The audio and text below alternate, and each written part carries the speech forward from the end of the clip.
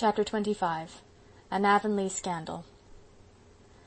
One blithe June morning, a fortnight after Uncle Abe's storm, Anne came slowly through the Green Gables yard from the garden, carrying in her hands 2 blighted stalks of white narcissus. "Look, Marilla," she said sorrowfully, holding up the flowers before the eyes of a grim lady with her hair coiffed in a green gingham apron, who was going into the house with a plucked chicken. "These are the only buds the storm spared, and even they are imperfect. I am so sorry. I wanted some for Matthew's grave. He was always so fond of June lilies." "I kind of miss them myself," admitted Marilla, "though it doesn't seem right to lament over them when so many worse things have happened, all the crops destroyed as well as the fruit." "But people have sown their oats over again," said Anne comfortingly, "and Mr. Harrison says he thinks if we have a good summer they will come out all right, though late. And my annuals are all coming up again. But oh, nothing can replace the June lilies. Poor little Hester Gray will have none either. I went all the way back to her garden last night, but there wasn't one. I'm sure she'll miss them."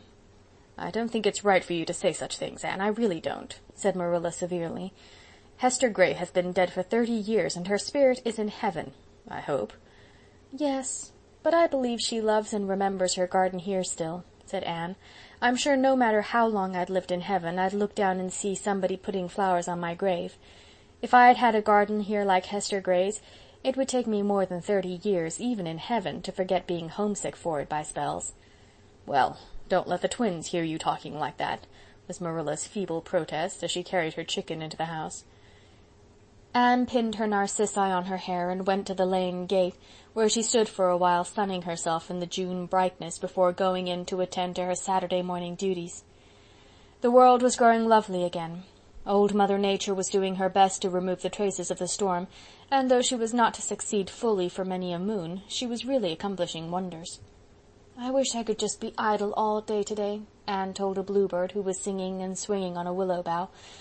"But a school ma'am who is also helping to bring up twins can't indulge in laziness, Birdie. How sweet you are singing, little bird. You are just putting the feelings of my heart into song ever so much better than I could myself. Why, who is coming?" An express wagon was jolting up the lane with 2 people on the front seat and a big trunk behind. When it drew near, Anne recognized the driver as the son of the station agent at Bright River, but his companion was a stranger, a scrap of a woman who sprang nimbly down at the gate almost before the horse came to a standstill. She was a very pretty little person, evidently nearer 50 than 40, but with rosy cheeks, sparkling black eyes, and shining black hair, surmounted by a wonderful beflowered and beplumed bonnet. In spite of having driven 8 miles over a dusty road, she was as neat as if she had just stepped out of the proverbial bandbox. "Is this where Mr. James A. Harrison lives?" she inquired briskly. "No, Mr. Harrison lives over there," said Anne, quite lost in astonishment. "Well, I did think this place seemed too tidy. Much too tidy for James A. to be living here, unless he has greatly changed since I knew him," chirped the little lady. "Is it true that James A. is going to be married to some woman living in this settlement?" "No, oh no," cried Anne, flushing so guiltily that the stranger looked curiously at her, as if she half suspected her of matrimonial designs on Mr. Harrison. "But I saw it in an island paper," persisted the fair unknown. "A friend sent a marked copy to me. Friends are always so ready to do such things. James A.'s name was written in over New Citizen." "Oh, that note was only meant as a joke," gasped Anne. "Mr. Harrison has no intention of marrying anybody, I assure you he hasn't." "I'm very glad to hear it," said the rosy lady, climbing nimbly back to her seat in the wagon, "because he happens to be married already. I am his wife. Oh, you may well look surprised. I suppose he has been masquerading as a bachelor and breaking hearts right and left. Well, well, James A., nodding vigorously over the fields at the long white house, your fun is over. I am here, though I wouldn't have bothered coming if I hadn't thought you were up to some mischief. I suppose," turning to Anne, "that parrot of his is as profane as ever." "His parrot is dead, I think," gasped poor Anne, who couldn't have felt sure of her own name at that precise moment.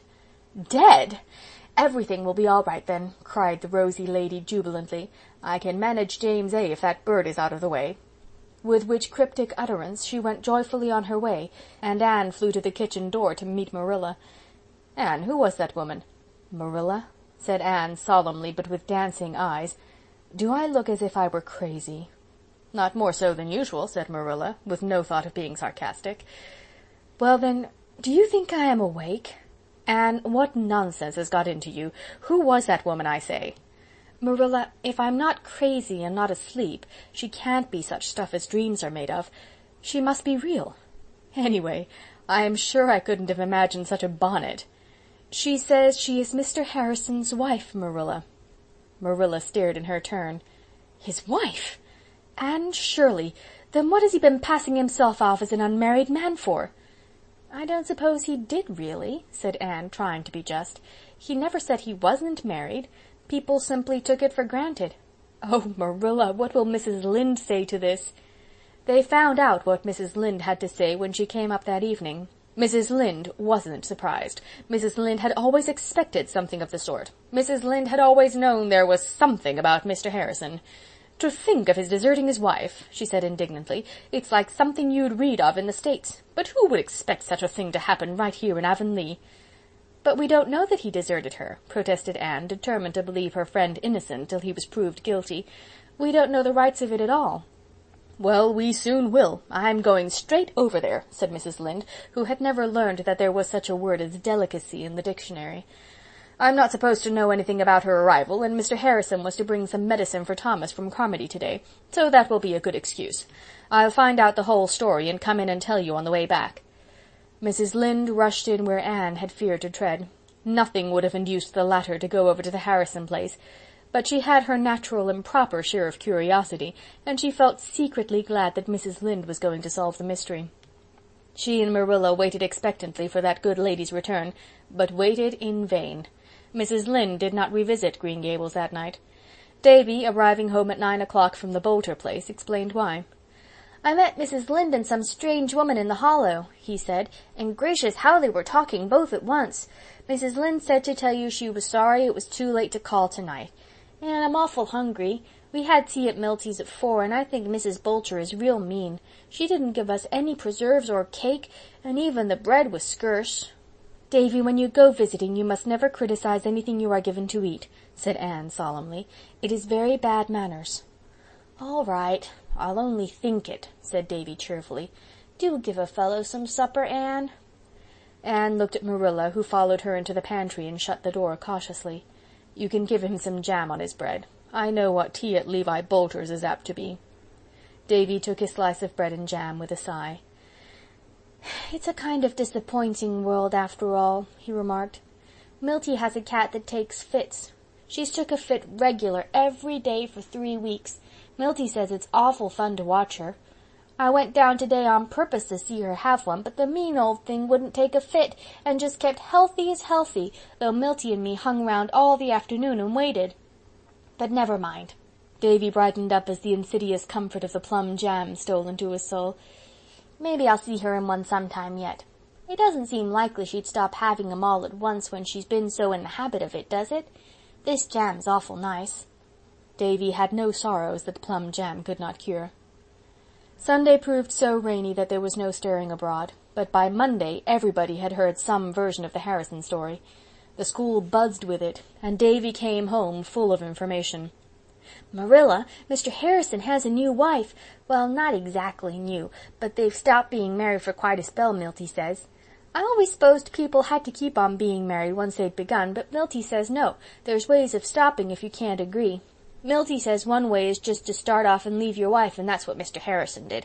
Milty says Mr. Harrison left his wife 'cause she throwed things at him, hard things, and Artie Sloane says it was because she wouldn't let him smoke, and Ned Clay says it was 'cause she never let up scolding him. I wouldn't leave my wife for anything like that. I'd just put my foot down and say, 'Mrs. Davy, you've just got to do what'll please me, 'cause I'm a man.' That'd settle her pretty quick, I guess. But Annetta Clay says she left him because he wouldn't scrape his boots at the door, and she doesn't blame her. I'm going right over to Mr. Harrison's this minute and see what she's like." Davy soon returned, somewhat cast down. "Mrs. Harrison was away. She's gone to Carmody with Mrs. Rachel Lynde to get new paper for the parlor, and Mr. Harrison said to tell Anne to go over and see him, 'cause he wants to have a talk with her. And say, the floor is scrubbed, and Mr. Harrison is shaved, though there wasn't any preaching yesterday." The Harrison kitchen wore a very unfamiliar look to Anne. The floor was indeed scrubbed to a wonderful pitch of purity, and so was every article of furniture in the room. The stove was polished until she could see her face in it. The walls were whitewashed, and the window panes sparkled in the sunlight. By the table sat Mr. Harrison in his working clothes, which on Friday had been noted for sundry rents and tatters, but which were now neatly patched and brushed. He was sprucely shaved, and what little hair he had was carefully trimmed. "Sit down, Anne, sit down," said Mr. Harrison, in a tone but 2 degrees removed from that which Avonlea people used at funerals. "Emily's gone over to Carmody with Rachel Lynde. She's struck up a lifelong friendship already with Rachel Lynde. Beats all how contrary women are. Well, Anne, my easy times are over, all over. It's neatness and tidiness for me for the rest of my natural life, I suppose." Mr. Harrison did his best to speak dolefully, but an irrepressible twinkle in his eye betrayed him. "Mr. Harrison, you are glad your wife has come back," cried Anne, shaking her finger at him. "You needn't pretend you're not, because I can see it plainly." Mr. Harrison relaxed into a sheepish smile. "Well, well, I'm getting used to it," he conceded. "I can't say I was sorry to see Emily. A man really needs some protection in a community like this, where he can't play a game of checkers with a neighbor without being accused of wanting to marry that neighbor's sister and having it put in the paper." "Nobody would have supposed you went to see Isabella Andrews if you hadn't pretended to be unmarried," said Anne severely. "I didn't pretend I was. If anybody had asked me if I was married, I'd have said I was, but they just took it for granted. I wasn't anxious to talk about the matter. I was feeling too sore over it. It would have been nuts for Mrs. Rachel Lynde if she had known my wife had left me, wouldn't it now?" "But some people say that you left her." "She started it, Anne, she started it. I'm going to tell you the whole story, for I don't want you to think worse of me than I deserve, nor of Emily neither. But let's go out on the veranda. Everything is so fearful neat in here that it kind of makes me homesick. I suppose I'll get used to it after a while, but it eases me up to look at the yard. Emily hasn't had time to tidy it up yet." As soon as they were comfortably seated on the veranda, Mr. Harrison began his tale of woe. "I lived in Scottsford, New Brunswick, before I came here, Anne. My sister kept house for me, and she suited me fine. She was just reasonably tidy, and she let me alone and spoiled me, so Emily says. But 3 years ago she died. Before she died she worried a lot about what was to become of me, and finally she got me to promise I'd get married. She advised me to take Emily Scott, because Emily had money of her own, and was a pattern housekeeper. I said, says I, Emily Scott wouldn't look at me. 'You ask her and see,' says my sister, and just to ease her mind I promised her I would. And I did. And Emily said she'd have me. Never was so surprised in my life, Anne. A smart, pretty little woman like her, and an old fellow like me. I tell you, I thought at first I was in luck. Well, we were married and took a little wedding trip to St. John for a fortnight, and then we went home. We got home at 10 o'clock at night, and I give you my word, Anne, that in half an hour that woman was at work house-cleaning. Oh, I know you're thinking my house needed it. You've got a very expressive face, Anne. Your thoughts just come out on it like print. But it didn't, not that bad. It had got pretty mixed up while I was keeping bachelor's hall, I admit, but I'd got a woman to come in and clean it before I was married, and there'd been considerable painting and fixing done. I tell you, if you took Emily into a brand-new white marble palace, she'd be into the scrubbing as soon as she could get an old dress on. Well, she cleaned house till 1 o'clock that night, and at 4 she was up and at it again, and she kept on that way. Far as I could see, she never stopped. It was scour and sweep and dust everlasting, except on Sundays, and then she was just longing for Monday to begin again. But it was her way of amusing herself, and I could have reconciled myself to it if she'd left me alone. But that she wouldn't do. She'd set out to make me over, but she hadn't caught me young enough. I wasn't allowed to come into the house unless I changed my boots for slippers at the door. I darsn't smoke a pipe for my life unless I went to the barn. And I didn't use good enough grammar. Emily'd been a school-teacher in her early life, and she'd never got over it. Then she hated to see me eating with my knife. Well, there it was, pick and nag everlasting. But I suppose, Anne, to be fair, I was cantankerous too. I didn't try to improve as I might have done. I just got cranky and disagreeable when she found fault. I told her one day she hadn't complained of my grammar when I proposed to her. It wasn't an overly tactful thing to say. A woman would forgive a man for beating her sooner than for hinting she was too much pleased to get him. Well, we bickered along like that, and it wasn't exactly pleasant, but we might have got used to each other after a spell if it hadn't been for Ginger.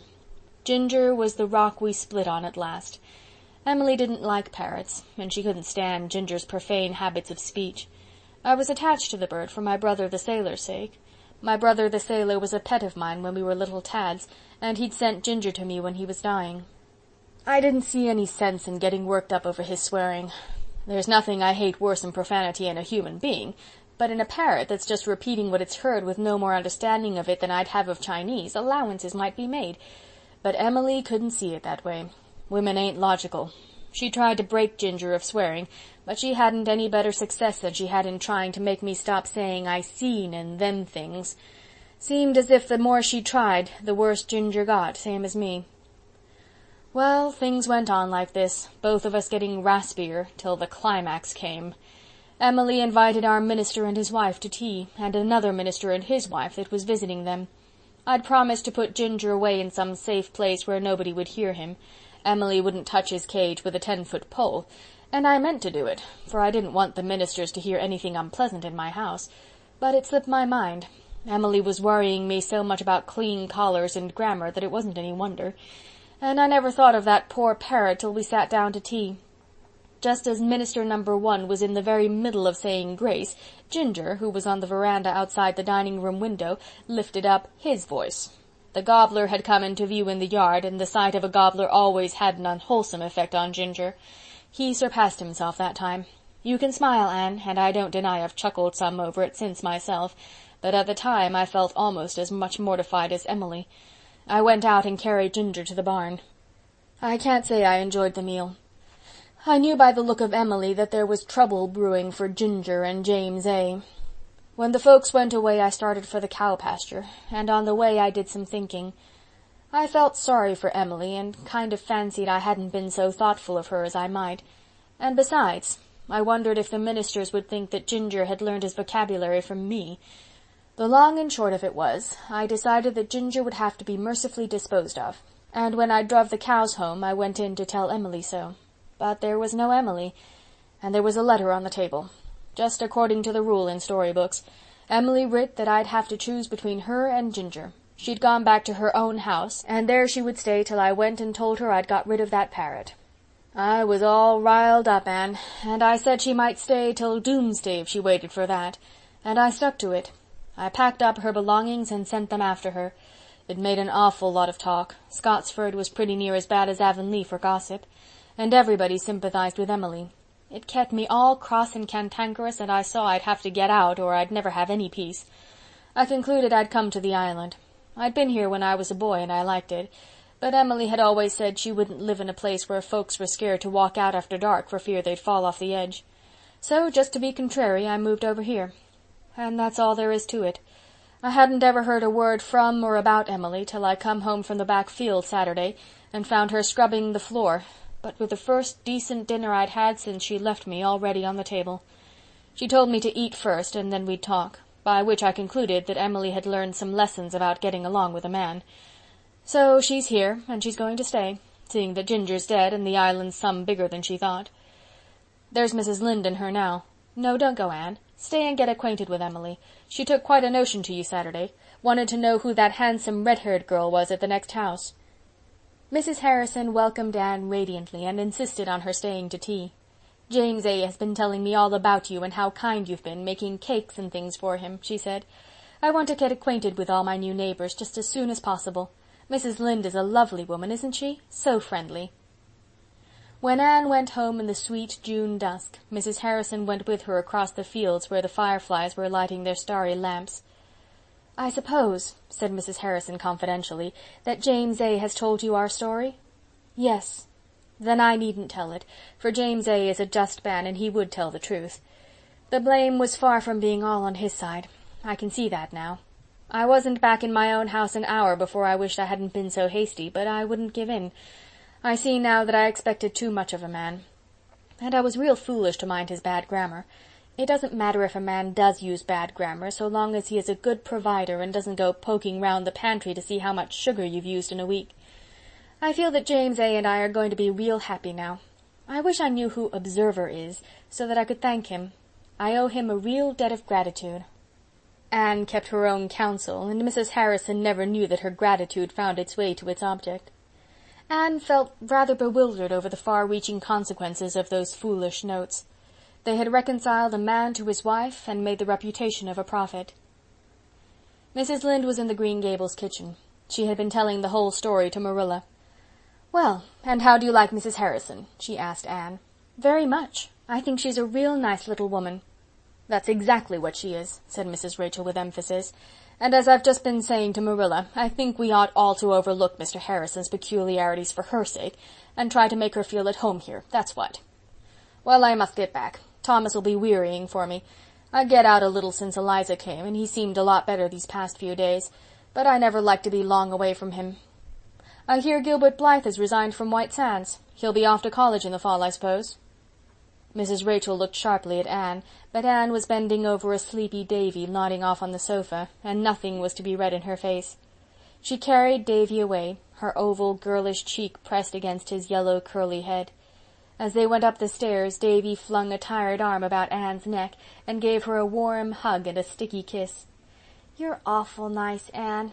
Milty Boulter wrote on his slate today and showed it to Jenny Sloane. 'Roses red and violets blue, sugar sweet and so are you.' And that 'spresses my feelings for you exactly, Anne." End of chapter 25.